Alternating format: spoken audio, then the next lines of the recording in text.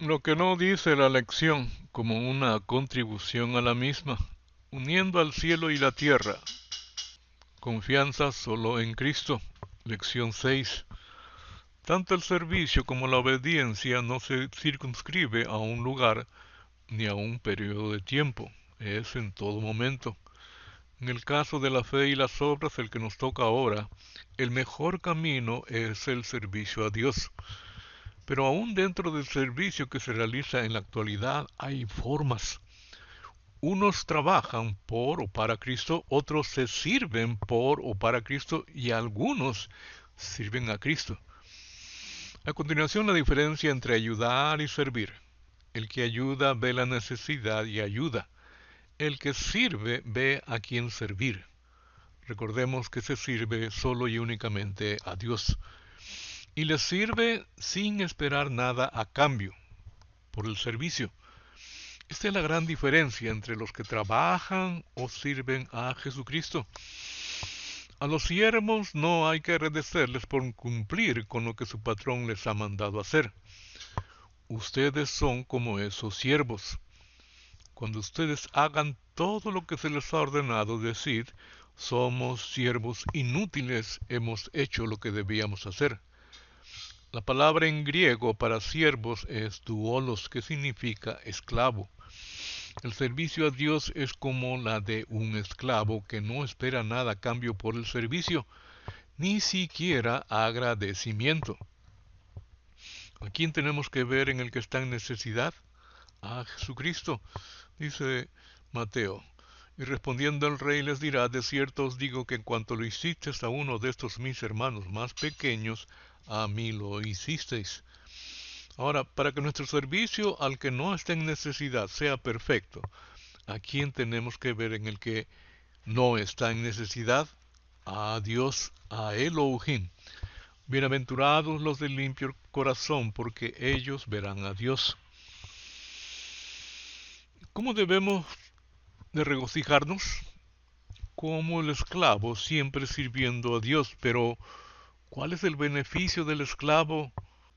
Está en la obediencia a su Señor, está en el servicio a su Señor. A Josué le dice, solamente esfuérzate y sé muy valiente para cuidar de hacer conforme a toda la ley que mi siervo Moisés te mandó. No te apartes de ella ni a diestra ni a siniestra, para que seas prosperado en todas las cosas que emprendas. Es decir, haré de ti una gran nación y te bendeciré. Nunca se apartará de tu boca este libro de la ley, sino que de día y de noche meditarás en él, para que guardes y hagas conforme a todo lo que en él está escrito, porque entonces harás prosperar tu camino y todo te saldrá bien. Es decir, engrandeceré tu nombre y serás bendición.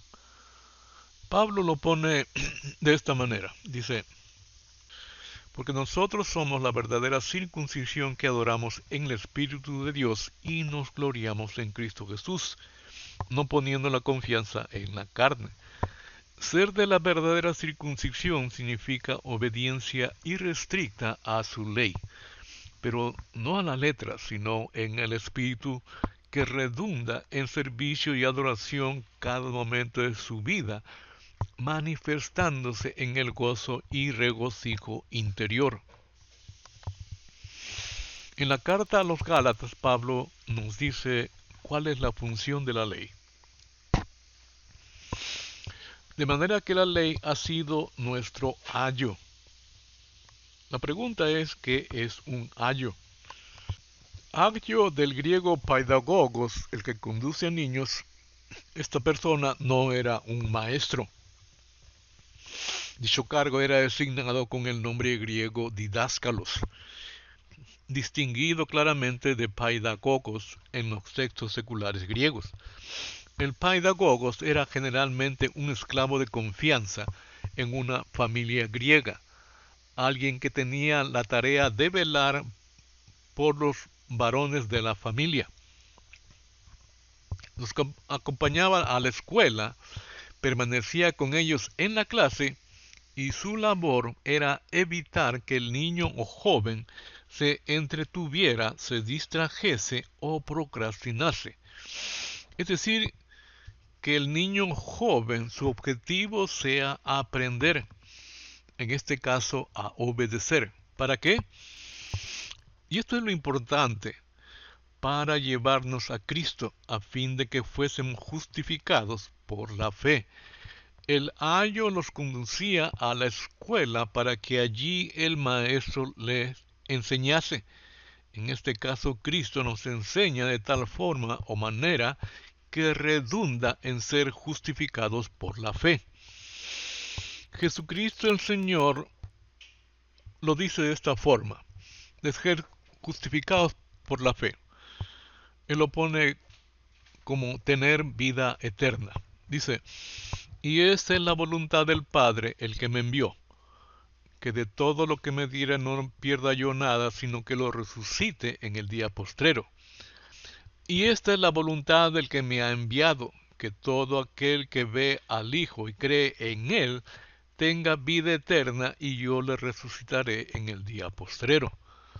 Versos más adelante dice, ninguno puede venir a mí, si el Padre que me envió no le trajere, y yo le resucitaré en el día postrero.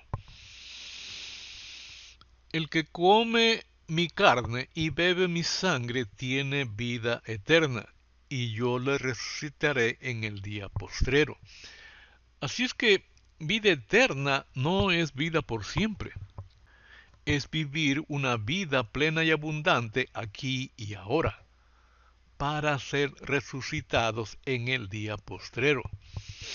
El aquí y ahora no es mañana, es hoy. Es decir, santificación no tenemos para mañana, es hoy, porque nuestra vida puede ser llamada en cualquier momento. Dice el Señor, en este mismo tiempo estaban allí algunos que le contaban acerca de los galileos cuya sangre Pilato había mezclado con los sacrificios de ellos. Respondiendo Jesús les dijo, ¿pensáis que estos galileos, porque padecieron tales cosas, eran más pecadores que todos los galileos? Os digo que no. Antes, si no os arrepentís, todos pereceréis igualmente. O aquellos 18 sobre los cuales cayó la torre de Siloé y los mató, ¿pensáis que eran más culpables que todos los hombres que habitan en Jerusalén? Os digo que no. Antes, si no os arrepentís, todos pereceréis igualmente. Lo que significa conocer a Dios. Están estos versículos que nos ponen claramente qué significa conocer a Dios.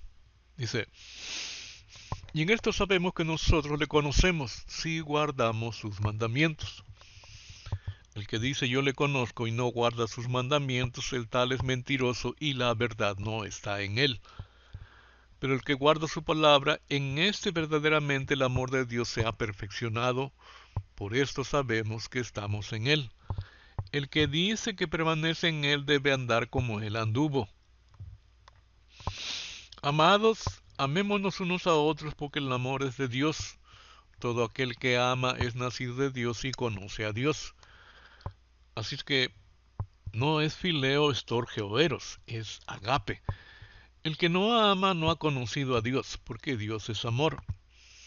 Cuando nos creó, nos dio de su propia esencia, de su propia naturaleza, a su imagen y semejanza, y compartió con nosotros su regencia, de dominar, de regir, de reinar. Sabemos que somos hijos de Dios y que el mundo que nos rodea está bajo el control del maligno. También sabemos que el Hijo de Dios ha venido y nos ha dado el entendimiento para conocer al único Dios verdadero. Nosotros lo conocemos, pues estamos en su Hijo, Jesucristo. Él es el verdadero Dios y la vida eterna. Nadie jamás ha visto a Dios. Pero si nos amamos unos a otros, Dios vive en nosotros y su amor llega a la máxima expresión en nosotros. Y Dios nos ha dado su Espíritu como prueba de que vivimos en Él y Él en nosotros. Para poder ser perdonado debe de haber arrepentimiento. y Dios nos perdona y olvida por su misericordia. Misericordia es posponer el juicio y la condenación para dar paso al perdón. En la parábola de los dos deudores dice, un rey quiso hacer cuentas a sus siervos y le presentaron uno que debía 10,000 talentos. Como no pudo pagar, ordenó que se bendice todo lo que tenía hasta su familia. Mas este siervo le suplicaba diciendo, Señor, ten paciencia conmigo y yo te lo pagaré todo. El señor de aquel siervo, movido a misericordia, le soltó y le perdonó la deuda. Pero este siervo tenía un consiervo que le debía 100 denarios, y como no podía pagarle, lo metió a la cárcel hasta que pagase.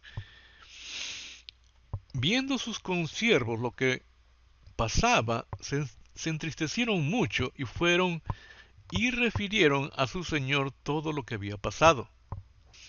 Entonces llamándole a su señor le dijo, siervo malvado, toda aquella deuda te perdoné porque me rogaste. ¿No debías tú también tener misericordia de tu consiervo como yo tuve misericordia de ti?